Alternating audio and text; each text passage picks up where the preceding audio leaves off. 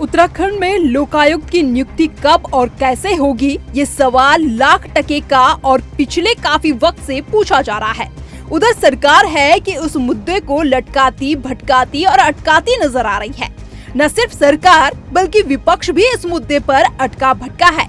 लोकायुक्त भाजपा के 2017 के चुनावी घोषणा पत्र में शामिल था, लेकिन 7 साल बाद भी भाजपा सरकार इस पर अमल नहीं कर पाई है। हालांकि कोर्ट की फटकार के बाद सरकार ने लोकायुक्त की नियुक्ति की प्रक्रिया शुरू कर दी थी, लेकिन फिर से ये मामला ठंडे बस्ते में जाता दिख रहा है, क्योंकि इस मुद्दे को लेकर ना ही सत्ता पक्ष और ना ही विपक्ष गंभीर नजर आ रहा है। एक तरफ सत्ता पक्ष कोर्ट की फटकार के बाद भी इस पर कार्य नहीं कर रहा है, तो वहीं दूसरी तरफ खबरें हैं कि लोकायुक्त चयन समिति के सदस्य नेता प्रतिपक्ष यशपाल आर्य भी अक्सर बैठक से नदारद रहते हैं। ऐसे में बैठक स्थगित कर दी जाती है। RTI activist advocate Vikesh Negi ने जब इस बारे में जानकारी निकाली तो सरकार और विपक्ष का ये खेल बेनकाब हो गया।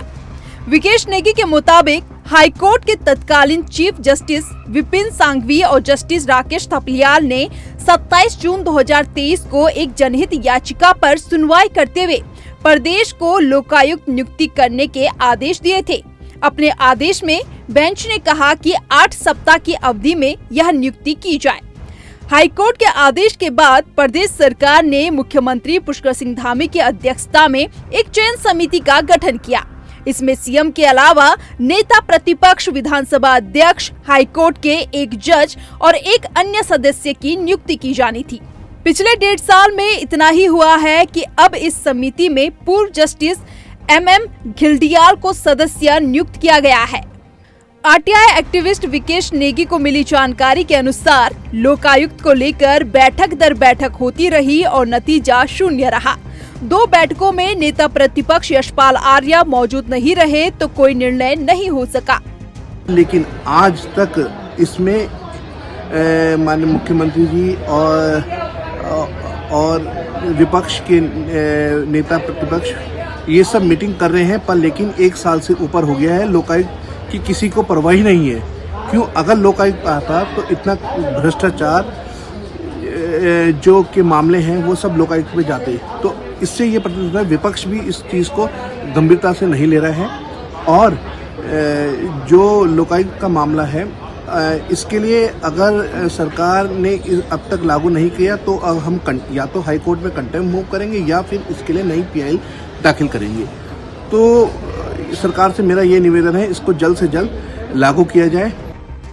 वहीं लोकायुक्त की नियुक्ति को लेकर बैठकों में न पहुंचने को लेकर कैबिनेट मंत्री गणेश जोशी ने विपक्ष पर सवाल खड़े किए हैं, तो वहीं विपक्ष का कहना है कि सरकार चाहती ही नहीं है कि उत्तराखंड में लोकायुक्त की नियुक्ति हो। ये इससे कांग्रेस की पोल खुल गई है।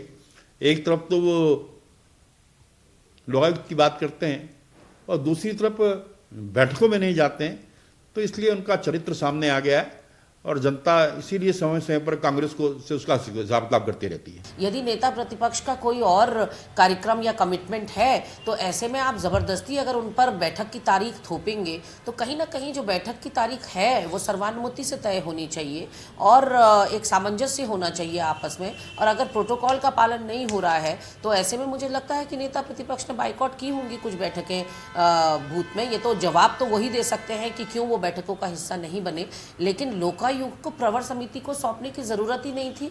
विपक्ष तो कहीं भी हो हल्ला नहीं कर रहा, आप बना के तो शुरुआत तो करिए। यहाँ सदन में बहुमत भी आपका है, विपक्ष विरोध भी नहीं कर रहा है, फिर भी आप प्रवर समिति में डाल रहे हैं, तो कहीं ना कहीं जो है आप लटका रहे हैं पूरे मामले को। बता दें कि लोकायुक्त भाजपा के 2017 के चुनावी घोषणा पत्र में शामिल था। 7 साल बाद भी भाजपा सरकार इस पर अमल नहीं कर पाई है। यही नहीं, लोकायुक्त में 24 कर्मचारियों की तैनाती भी की गई है। ये सभी कर्मचारी बिना काम के ही वेतन हासिल कर रहे हैं। हाईकोर्ट ने इन कर्मचारियों के कार्यों और पदों को लेकर भी सरकार से जवाब तलब किया था। फिलहाल लोकायुक्त की नियुक्ति का मामला लटकता नजर आ रहा है।